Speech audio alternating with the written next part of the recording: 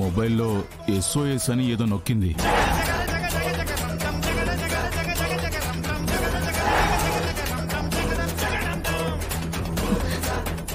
రే, అది ఎమర్జెన్సీ అప్పుడు నొక్కే safety number.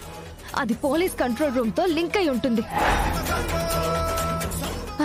ఇప్పుడు మీ లొకేషన్ డీటెయిల్స్ అన్ని పోలీసులకి తెలిసిపోయి ఉంటాయి.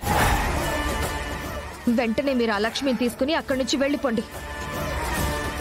అయినా దానికి మొబైల్ అందేటట్టు ఎలా ఉంచారు? చూసుకోలేదు మేడం. ముందు వెంటనే దాన్ని అక్కడి నుంచి తీసుకుని వేరే లొకేషన్ కి వెళ్ళండి. అలాగే మేడం. ఇడియట్స్, వీళ్ళ నిర్లక్ష్యం వల్ల నా ప్లాన్ మొత్తం బయటపడేలా ఉంది.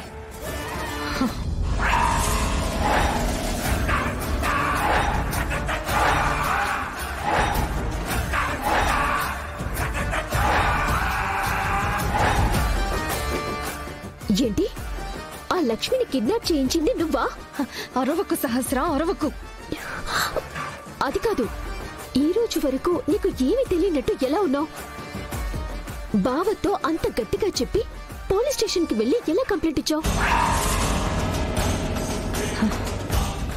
సహస్ర, నాకు దాని మీద అనుమానం ఉంది. అది ఎవరో లేని అనాథ అంటుంది, కానీ దాని వెనక ఎవరో ఉన్నారు.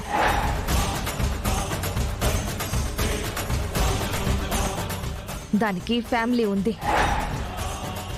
దాని వాళ్ళున్నారు. వాళ్ళెవరో తెలుసుకుందామని పోలీస్ కంప్లైంట్ ఇచ్చాను. పోలీసులు ఇన్వాల్వ్ అయితే దానికి సంబంధించినవన్నీ బయటకొస్తాయని కంప్లైంట్ ఇచ్చాను. పిన్నికి నిజం తెలిస్తే చాలా డేంజర్. అది కాదు, ఆ లక్ష్మిని నువ్వే కిడ్నాప్ చేయించావని బయటకొస్తే బావైనా ఇంట్లో వాళ్ళైనా ఏమంటారు? అనవసరంగా అందరి దృష్టిలో నువ్వే బ్యాడ్ అవుతావు. ఈ విషయం ఎవ్వరికీ తెలీదు, తెలియనివ్వను సహస్ర. నువ్వేం టెన్షన్ పడకు.